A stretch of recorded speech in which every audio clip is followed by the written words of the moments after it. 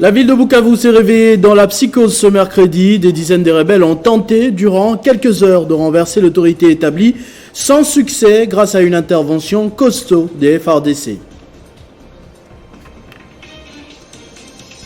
Avec beaucoup moins de polémiques à la Chambre basse, le Sénat a prorogé pour la 11e fois consécutive l'état des sièges dans les provinces de l'Ituri et du Nord Kivu pour mettre fin au cycle infernal d'insécurité dans ces régions. Le Front commun pour le Congo a exclu définitivement de ses rangs les signataires d'un communiqué qui désavouait les membres de la cellule des crises présidée par Raymond Chibanda. Plusieurs caciques encore fidèles à Joseph Kabila ont signé ces documents. Mesdames et messieurs, bonsoir. Après une matinée très agitée à Bukavu, les FARDC ont pu rétablir l'ordre en neutralisant les rebelles qui tentaient de renverser les institutions. Des armes de guerre ont également été récupérées des mains de ces rebelles. La ville de Bukavu a été attaquée la nuit du 2 au 3 novembre 2021. Les hommes en armes ont attaqué quelques postes de police nationale congolaise ainsi que de l'armée. Celle-ci a vite riposté et parvenue à neutraliser 6 parmi les assaillants. 4 ont été blessés, 36 ont été capturés, 14 armes ont été récupérées. 2 militaires ont perdu la vie et un policier est tombé sur le champ d'honneur aussi. Le gouverneur de la province du Sud Kivu a présenté aux médias locaux tous les capturés ainsi que leurs armes. Pour le moment, la situation sécuritaire est sous contrôle FARDC et la population est priée d'évacuer librement à ses occupations. Les autres ennemis qui ont pris fuite sont en train d'être recherchés par les services de sécurité. De Bukavu, Major Dieudonné Kasereka pour... Les habitants, comme on pouvait s'attendre, ont été traumatisés par ces événements. Le gouverneur Théo Ngwabije-Kassi a tenu à les rassurer du retour à l'ordre tout en les appelant à vaquer à leurs occupations habituelles et à collaborer avec les forces de l'ordre. Devant la presse nationale et internationale, le gouverneur du Sud Kivu, Théo Ngwabije-Kassi, a fait le bilan de l'attaque de la ville de Bukavu par des assaillants non autrement identifiés. Dans ces affrontements, on a tué 6 assaillants, 4 blessés, 36 assaillants capturés qui sont devant vous. On a récupéré 14 armes de guerre. Et malheureusement, de notre côté, nous avons perdu 3 hommes. La situation aujourd'hui de la ville de Bukavu est sous contrôle. À l'occasion, le chef de l'exécutif provincial a annoncé une panoplie de mesures pour protéger la ville de Bukavu et demander à la population de collaborer avec les services de sécurité pour que l'ennemi soit traqué jusque dans ce dernier retranchement. Les mesures ont été prises pour traquer les assaillants dans leur retranchement. Les enquêtes se poursuivent pour identifier les auteurs matériels et intellectuels. Bukavu n'est pas tombé et les activités ont repris. Le gouverneur de province, Théo Ngwabije-Kassi, accompagné de membres du conseil provincial de sécurité, a fait la ronde de la ville dans les 3 communes où il a communié avec ses administrés. Il les a appelés à vaquer librement à leurs occupations car les forces armées de la RDC et la police nationale congolaise veillent nuit et jour. À Bagira, Kadutu, Panzi et Nyawera, la population a ovationné le gouverneur de province en itinérance dans la ville de Bukavu. Après ces attaques, justement, les élus des 2 chambres du Parlement, ressortissants du Sud Kivu, ont condamné à travers une déclaration ce genre de comportement, tout en exigeant que justice soit faite à l'endroit des victimes. Les députés nationaux et sénateurs du Sud Kivu se sont réunis en urgence au Palais du Peuple et rendent publique la déclaration dont la teneur suit. Les députés nationaux et sénateurs du Sud Kivu relèvent que l'alerte donnée à l'occasion de l'arrestation par les étudiants de l'IOB d'un groupe d'individus armés dans leur campus qui auraient laissé savoir qu'ils seraient nombreux dans la ville de Bukavu et ses environs, l'attaque de Kabamba en territoire de Kabare ainsi que celle de Kaziba et Nyangezi en territoire de Walungu, les services de sécurité n'ont pas pris au sérieux les différentes alertes pour prendre les dispositions idoines. Les députés nationaux et sénateurs du Sud Kivu constatent un déficit de coordination de la communication entre l'autorité politique et celle militaire sur ces événements, en ce que l'une demande à la population de vaquer à ses occupations pendant que l'autre demande à la même population de rester chez soi. Les députés nationaux et sénateurs du Sud Kivu recommandent au gouvernement de la République, et ce, en toute urgence, de retirer tous les militaires de tous les sites miniers, notamment à Mwenga Centre, pour renforcer la capacité opérationnelle de notre armée au Sud Kivu et faire respecter les domaines de compétences entre l'État central et les provinces dans le secteur minier. Le Sénat a adopté ce mercredi 3 novembre en seconde lecture la loi portant prorogation de l'état de siège dans une partie du territoire national. C'est pour la 11e fois que cette mesure de la situation exceptionnelle dans la province de l'Ituri et de Nord Kivu a été reconduite. La ministre de la Justice, Rose Mutombo, qui a accompagné ses collègues des relations avec le Parlement et de la recherche scientifique, a d'abord présenté cette loi aux sénateurs en énumérant les réalisations des forces armées engagées au front pour restaurer la paix dans la partie orientale du pays.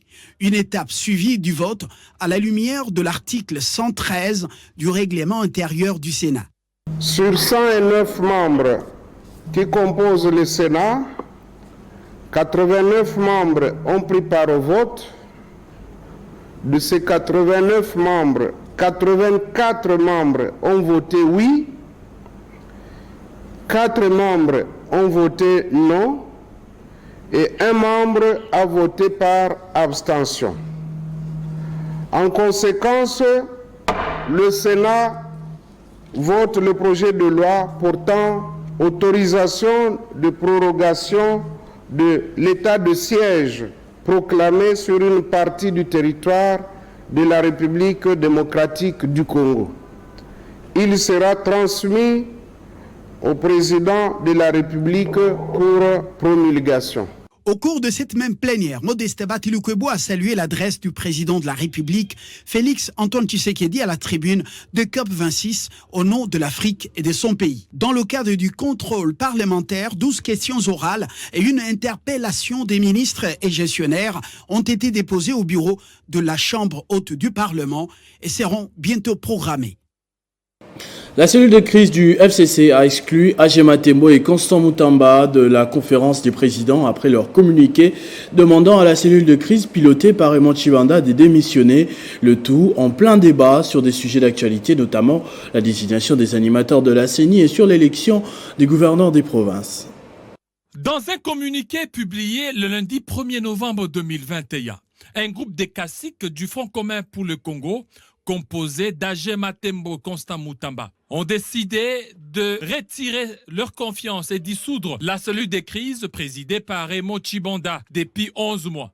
Parmi les raisons évoquées, ces derniers estiment que la cellule de crise continue de se servir irrégulièrement du nom de FCC pour des fins personnelles et qu'elle négocierait en coulisses avec l'Union sacrée pour placer les leurs à la Commission électorale nationale indépendante.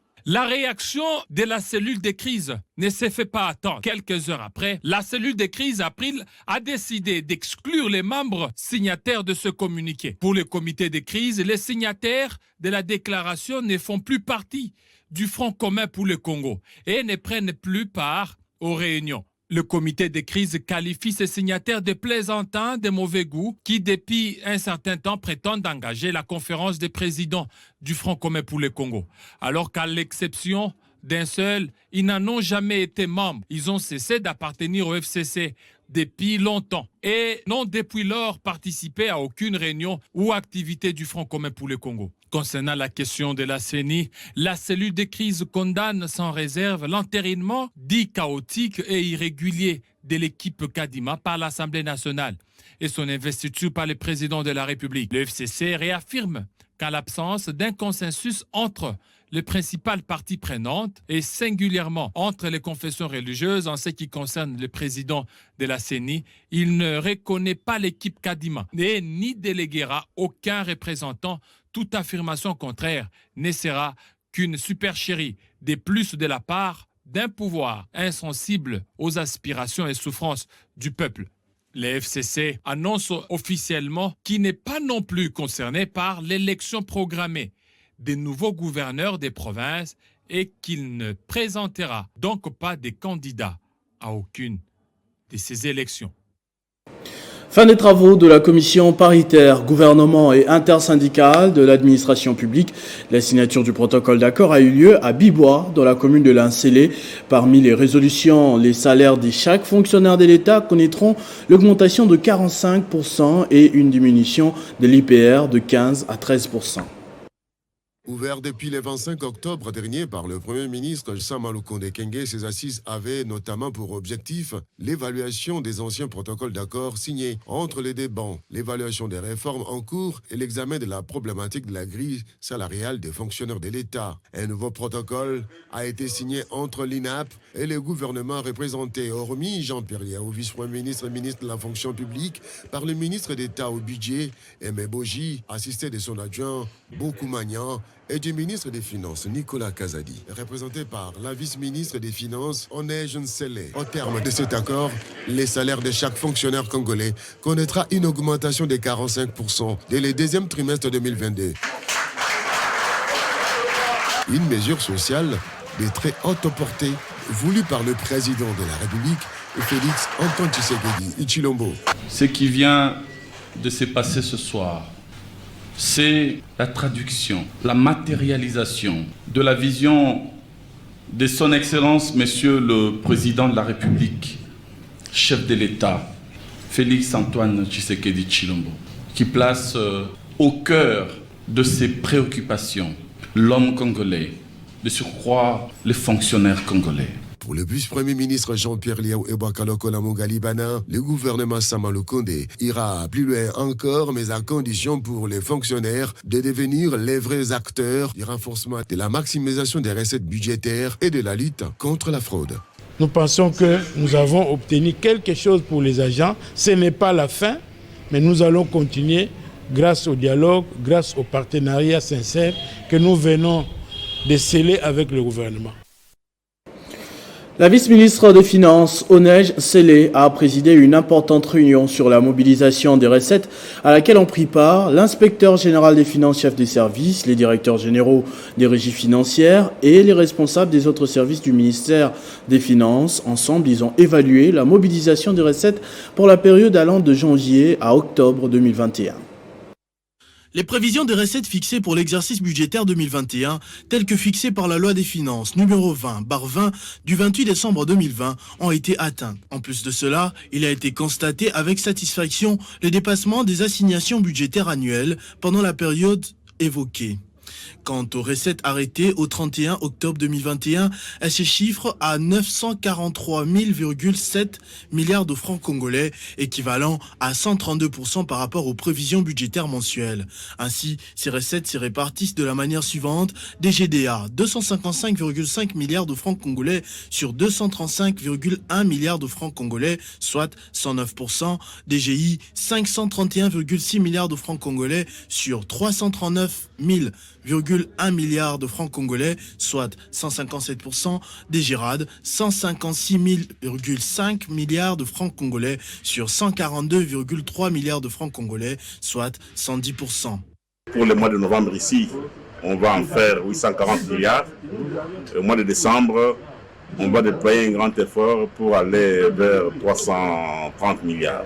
Donc il y aura vraiment un grand écart entre les prévisions et les réalisations. Le niveau d'exécution des recettes par rapport aux prévisions réajustées dans les contrats des performances est également satisfaisant, puisque les recettes réalisées de janvier à octobre enregistrent un taux d'exécution de 106%, soit des recettes de 9 374,5 milliards de francs congolais. Après évaluation de l'exécution des engagements contenus dans le contrat des performances, la vice-ministre Onej Nsele a clôturé la réunion en demandant à toutes les parties de s'activer davantage à la mise en œuvre de ces engagements qui constituent des actions visant la mobilisation accrue des recettes publiques. Le ministre des Affaires sociales, Action humanitaire et solidarité nationale, Modeste Mutinga, a procédé ce mercredi au lancement de l'atelier de validation du manuel de suivi et évaluation du système informatique intégré de suivi déployé sur le web et du rapport d'établissement de la situation de référence. Cet atelier de 2 jours a pour objectif de sortir les enfants des mines de cobalt. C'est un Modeste Mutinga qui s'engage dans la lutte pour l'élimination du travail des enfants dans les mines de cobalt en République démocratique du Congo. C'est dans ces cadres que le Fonds national des promotions et services sociaux, en collaboration avec l'Institut national des statistiques, a présenté au ministre des Affaires sociales, Modeste Mutinga, les résultats d'une enquête menée dans les provinces du Haut-Katanga et du Lualaba qui détiennent plus de 65% des réserves mondiales du cobalt et appuient la mise en œuvre de la stratégie nationale visant à sortir des enfants de la chaîne des minerais réalisée en collaboration avec les différentes parties prenantes qui œuvrent dans le cadre de la lutte contre la pauvreté et le travail des enfants. L'urgence s'impose, estime Modeste Mutinga, à la fois pour le gouvernement congolais et la société tout entière. Occasion pour lui d'inviter les participants à cet atelier à privilégier cette situation. L'établissement de cet indicateur et son indice va servir de base pour mieux organiser le cycle de relèvement social dans la zone d'intervention du projet par l'accès des bénéficiaires aux services sociaux de base et l'accès des ménages aux opportunités économiques alternatives. Modeste Mutinga a sollicité auprès de l'Institut national de la statistique son appui technique en vue de l'établissement de l'indicateur et de l'indice de la vulnérabilité sociale au niveau de son ministère en faveur du PABIA et du cobalt. Le parti Lumumbiste Unifié appelle tous les partis politiques et toutes les institutions en RDC de s'engager immédiatement, ce sont leurs mots, à soutenir le processus électoral qui conduiront à des élections libres, équitables et orientera le pays sur la voie du redressement global. Dans une déclaration de soutien au processus électoral signée par le professeur Willy Makiashi, secrétaire général et chef du parti, le PALU appelle tous les Congolais de toute tendance idéologique, de toute appartenance politique ainsi que la société civile dans son ensemble à placer les intérêts supérieurs de la RDC au-dessus des questions politiques et de s'engager de toute urgence en soutien d'un processus électoral modèle et dirigé par les Congolais pour parvenir aux élections libres, inclusives, transparentes et équitables dans les délais constitutionnels. Pour le parti Lumumbiste Unifié, seul l'engagement de tous pour un processus électoral pacifique et inclusif reste la voie la plus efficace et la plus durable vers la stabilité, le redressement et la prospérité de la RDC. Le parti cinquantenaire réaffirme donc sa détermination à œuvrer pour la paix et l'unité de la nation. Le parti Lumumbiste Unifié, qui constate par ailleurs que la situation humanitaire et sociale des milliers de déplacés à l'est de la RDC continue de se détériorer, appelle les responsables à tous les niveaux à aider aux solutions idoines à la crise humanitaire et sociale existante en fonction des besoins et non d'appartenance politique. Le PALU reste engagé et déterminé à accompagner les masses populaires de la RDC à parvenir à un avenir pacifique, prospère et démocratique dans l'unité et la cohésion. Dans le Haut-Tuélé, la délégation du ministère des Affaires sociales et celle du gouvernement provincial sont arrivées à Niangara pour prendre langue avec toutes les couches sociales de la population sinistrée des dernières inondations dans ce territoire. Dans cette salle de réunion du bureau du territoire, toutes les couches sociales de Niangara sont présentes à cette réunion de planification pour la distribution des vivres et non-vivres dont du gouvernement central en faveur des sinistrés des dernières inondations.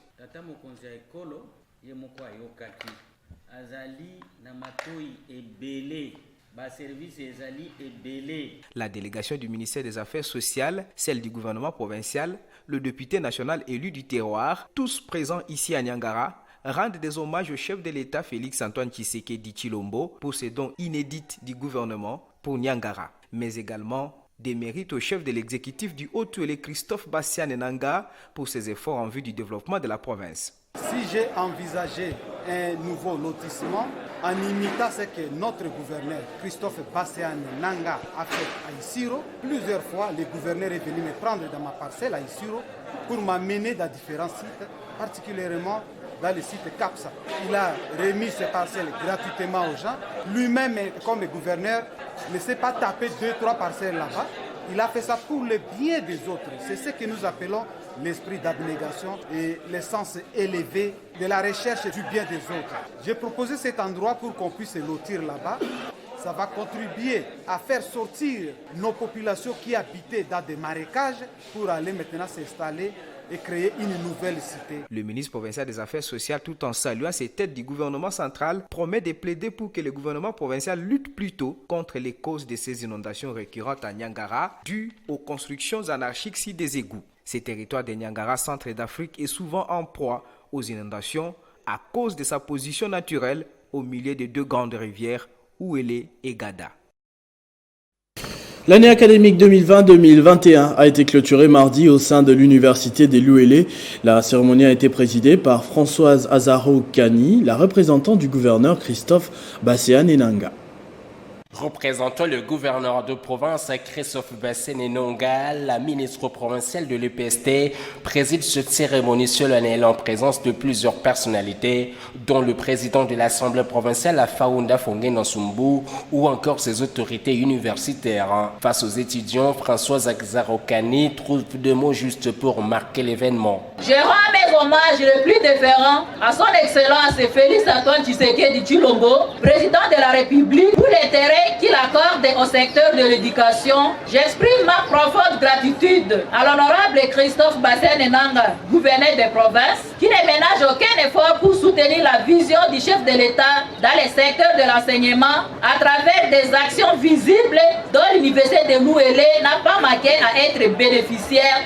L'année académique 2020-2021, tout comme celle qui l'a précédée, a été marquée par des bouleversements des activités académiques à cause de la pandémie de Covid-19. Promoteur insoupçonné de la gratuité de l'enseignement primaire cher au chef de l'État Félix Antoine Tshisekedi, Christophe Basséane-Enanga ne ménage aucun effort pour encadrer la jeunesse de son entité, avenir non seulement du Haut-Tuélé, mais aussi de toute la RDC.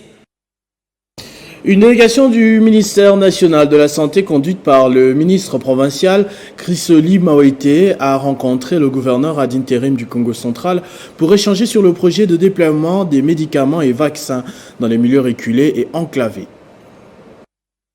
Sous la conduite du ministre provincial de la Santé, Chrysoli Maouete, la délégation mixte du ministère national de la Santé et partenaires évoluant dans le domaine du déploiement de vaccins dans les zones de santé difficilement accessibles échange avec le gouverneur intérimaire du Congo central mardi 2 novembre 2021 dans son cabinet de travail. Au cours de cette audience de présentation de civilité, le directeur national adjoint du programme d'approvisionnement en médicaments essentiels présente l'agenda de la dite délégation pour la partie ouest du pays. La mission conjointe, ministère national de la Santé, le partenaire Village Rich. Ce partenaire appuie la province dans le projet Drone.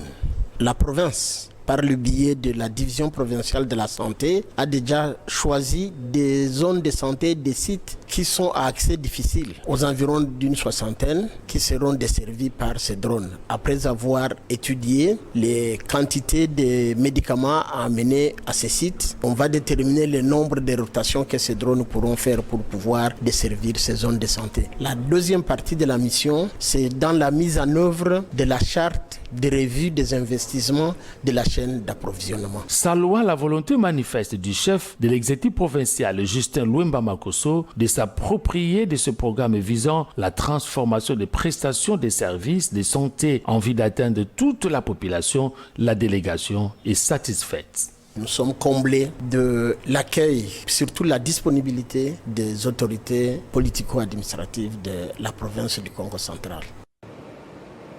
Avec le gouverneur intérimaire du Lualaba, Fifi Masuka, en tête, le Bureau national de l'Union sacrée au Lualaba a apporté son soutien à la nouvelle équipe dirigeante de la CENI. Au cours d'une réunion à Kolwezi, ils ont également réaffirmé leur loyauté au président de la République. Il s'est agi d'un échantillon des cadres et militants de l'Union sacrée de la nation qui ont rempli la salle Immaculata de Kolwezi. C'était pour répondre à l'appel de Madame le gouverneur intérimaire du Lualaba et représentante du chef de l'État dans le compte de cette plateforme politique au Lualaba. L'ambiance était au comble sur place, surtout les jeunes qui louaient les mérites de Félix Tshisekedi Tshilombo. L'étape la plus mouvementée était la prise de parole de Fifi Masuka Saini, qui ne faisait qu'haranguer l'assistance. Elle a commencé par saluer la participation active du président de la République au sommet du G20 à Rome. Le moment était propice pour l'autorité provinciale de lancer un message fort à l'opinion nationale et internationale que la famille politique de Tshisekedi est prête à affronter les échéances électorales prochaines. Union sacrée Lualaba, Iko viva, viva, viva et bétonné. C'est vous les piliers du chef. Au niveau de Lualaba, c'est sur vous qu'il met tout son espoir. C'est sur vous qui s'est dit prêt pour 2023. Nous pensons que nous sommes prêts, tout le monde est prêt.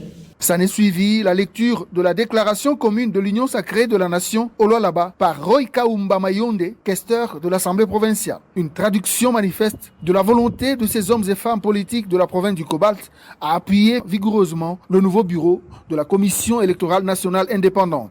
Soutenons avec fierté tout le bureau central électoral, avec à sa tête le président Denis Kadima. C'est avec beaucoup d'assurance que Masuka Saini et toutes les personnalités ayant cru à la vision du premier citoyen du Congo-Kinshasa ont quitté le lieu. Dans le cadre de son programme Tufaulu Pamoja, l'Union des jeunes congolais pour le changement soutient les candidatures de jeunes pour les élections des gouverneurs dans les 14 provinces évoquées par la CENI. L'UJCC insiste sur la prise en compte de cette couche majoritaire de la population. Les consortiums Union de jeunes congolais pour le changement et les plateformes provinciales, UJCC plus 7 en sigle, en parfaite adéquation avec le projet Tufaulu Pamoja, encouragent vivement le jeune à participer à ces processus et susciter parmi eux les candidatures d'intelligence et des compétences, aussi celles des services pour l'intérêt du peuple. S'appuyant sur la résolution 2250 du Conseil de sécurité des Nations Unies, qui oblige les États membres à faire participer leurs jeunes dans la gestion de leurs États, la RDC étant membre, nous avons ici l'occasion de mettre fin à cette politique qui n'en finit pas de parler de la jeunesse tout en l'instrumentalisant dans tous les domaines, à tous les coins de ses propres rues. Cette jeunesse qui jusque-là n'a personne pour plaider sa cause. Par ailleurs, l'UJCC plus 7 dénonce l'exclusion voilée de jeunes à travers l'actuelle loi électorale qui oblige le jeune implicitement à adhérer dans des organisations politiques dont il ne partage ni la vision, encore moins l'idéologie. Car nous sommes notre propre fondement. C'est en dépassant les données historiques instrumentales que nous introduirons une nouvelle ère, celle de prise de conscience, du réveil et de l'éveil de la jeunesse congolaise. L'Union de jeunes congolais pour le changement et les plateformes provinciales rassure de son implication et accompagnement indéfectible durant le déroulement de l'ensemble du processus et appelle toute la classe politique à se joindre à cette initiative salvatrice pour l'avenir. Conférence sur le développement de l'espace Grand Kasaï, Mami Mujanaï a organisé une 5e réunion préparatoire à l'hôtel Campo. Tous les intervenants sont unanimes quant à l'urgence d'avoir un œil sur cette région du pays. Les 20 et les 21 novembre prochains se tiendra au Fleuve Congo Hotel à Kinshasa la grande conférence sur le développement de l'espace Grand Kasaï. Mami Moujani Freebox, présidente de l'association des fils et filles de l'espace Grand Kasaï et initiatrice de cette grande messe, multiplie ses contacts pour la réussite totale de ces grands événements. Ils sont en train de collecter tous les projets faisables qui peuvent contribuer au développement du Grand Kasaï. Donc, toutes les 4 provinces qui constituent l'ancien Grand Kasaï, sans distinction aucune. Nous appelons toutes les personnes qui ont un intérêt pour le Congo de pouvoir souscrire afin de participer à cette conférence. Nous invitons pas seulement les fils et filles du Grand Kasaï, mais toutes les personnes qui veulent voir notre pays émerger. Donc nous vous invitons le 20 et 21 à l'hôtel du Fleuve Pour cette 5e réunion préparatoire, certains élus nationaux ont rehaussé de leur présence. Le Fonds pour l'inclusion financière FPM-ASBEL a procédé ce jour à la signature d'un contrat de partenariat avec la coopérative d'épargne et de crédit. Ce contrat permettra à la COPEC-CAI d'améliorer les conditions socio-économiques de ses membres. Accompagner la coopérative d'épargne et des crédits COPEC-CAI dans la mise en place d'un dispositif complet et efficace de gestion des risques, mais également dans sa transformation digitale et l'objectif d'une signature des contrats entre cette coopérative et les fonds pour l'inclusion financière. La cérémonie a eu lieu au siège social de la COPEC-CAI, situé sur l'avenue Major Vangu, dans les quartiers Ndende, dans la commune d'Ibanda. Appuyer techniquement et financièrement les institutions financières qui ciblent les micro, petites et moyennes entreprises, a poussé les FPM à signer ce contrat de partenariat avec cette coopérative. Ce contrat revêt une importance très capitale. D'abord, comme vous le savez, la COPEC-CAI joue un rôle extrêmement important dans la ville. Aujourd'hui, on peut dire sans se tromper que c'est l'une des plus grandes coopératives du pays même aujourd'hui. Et donc, je pense qu'à ces niveaux de développement, il est de notre responsabilité en tant que partenaire technique d'accompagner les efforts qui sont déjà fournis. Dans sa mission de réduire la pauvreté en République démocratique du Congo, en signant ce partenariat avec la COPEC-CAI, le FPM vient d'aider énormément cette microfinance. Patient Moulomé Odéroy, directeur gérant de cette coopérative, s'exprime. La COPEC-CAI va gagner beaucoup dans le contrat de partenariat que nous venons de signer à ce jour. CAI étant déjà assis, la COPEC-CAI va améliorer sa rentabilité. Elle va assurer la sécurité de ses avoirs. Elle va également améliorer les services auprès de ses membres. Signalons que, pour atteindre ces objectifs, les FM s'appuient sur les institutions financières en leur accordant de l'assistance technique et financement. La promotion des étudiants bénéficiaires de la bourse de l'excellence et de solidarité nationale, initiée par Steve Mbikai en 2017, alors ministre, a fini le premier cycle universitaire. Avant le début du second, ils ont tenu à honorer l'ancien ministre de l'enseignement supérieur et universitaire.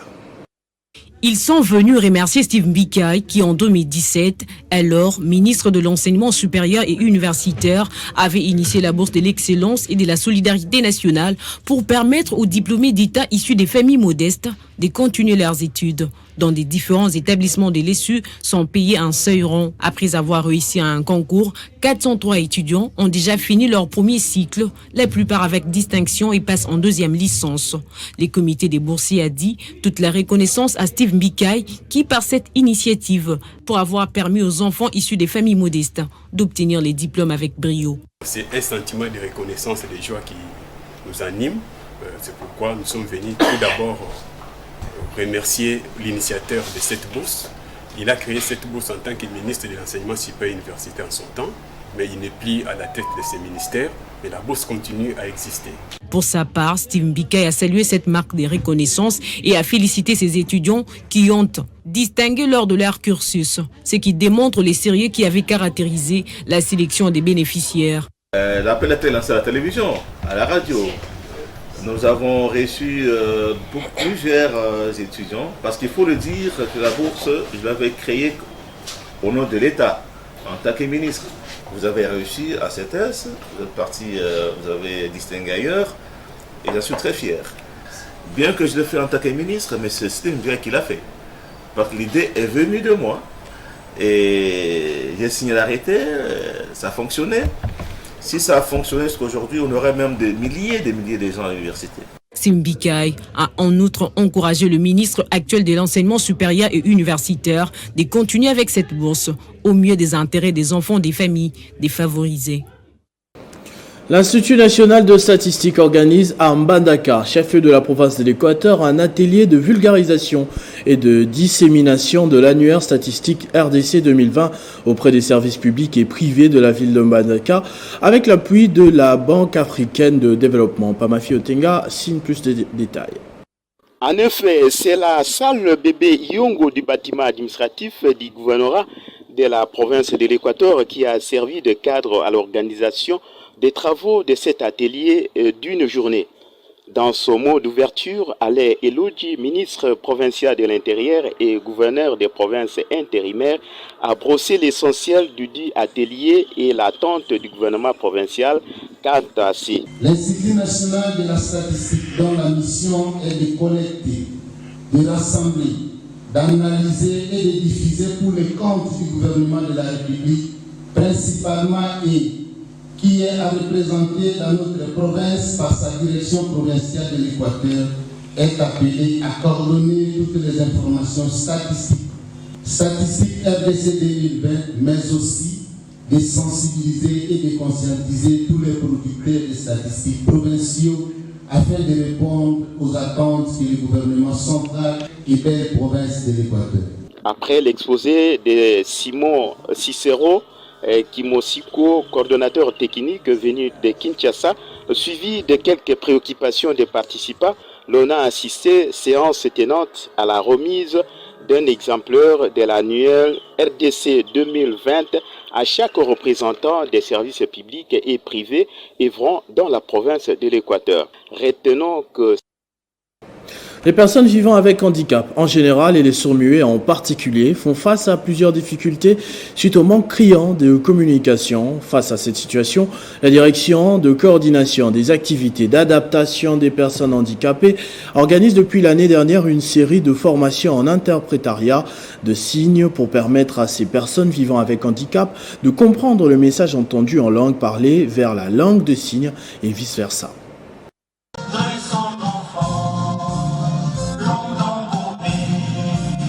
Ils ont été formés pendant 9 mois en interprétariat des langues des signes. Ces lauréats de la deuxième promotion ont été brevetés ce mardi en présence du représentant du ministère des Affaires sociales et du directeur chef des services de la DICOREFA. Les personnes vivant avec handicap sont confrontées à ces jours à plusieurs difficultés de communication et d'accès à l'information suite à l'insuffisance d'interprètes en langue des signes. Voilà pourquoi la direction de coordination des activités d'adaptation de personnes handicapées fait de la formation des interprètes des signes son cheval de bataille. Notre direction a pour mission d'encadrer ces personnes, toutes les personnes handicapées, pour qu'ils soient réadaptés et intégrés dans la société. Alors, la communication, c'est dans deux sens. Le sourd doit communiquer avec ceux qui parlent, et ceux qui parlent doivent communiquer avec le sourd. Ce sont des compatriotes comme nous, ce sont des gens qui peuvent travailler comme tout le monde, mais pour qu'ils puissent bien travailler, ils doivent communiquer. Et c'est ainsi que, compte tenu du fait que nous avons remarqué qu'il y a très peu d'interprètes en langue, ce n'est pas seulement un métier, même vous pouvez venir suivre cette formation.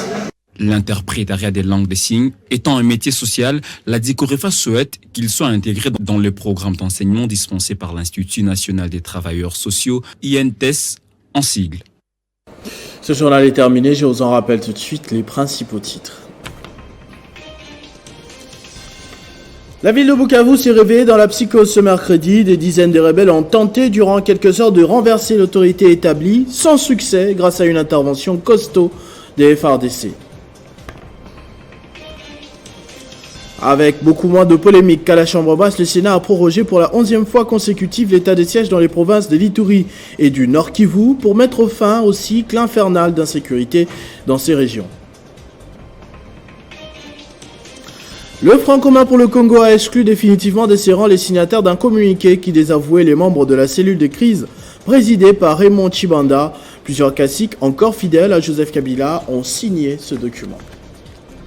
À tous et à toutes, merci de votre attention soutenue. Restez fidèles au programme de votre chaîne Télé 50. Vivez heureux, vivez 100 ans, mesdames et messieurs.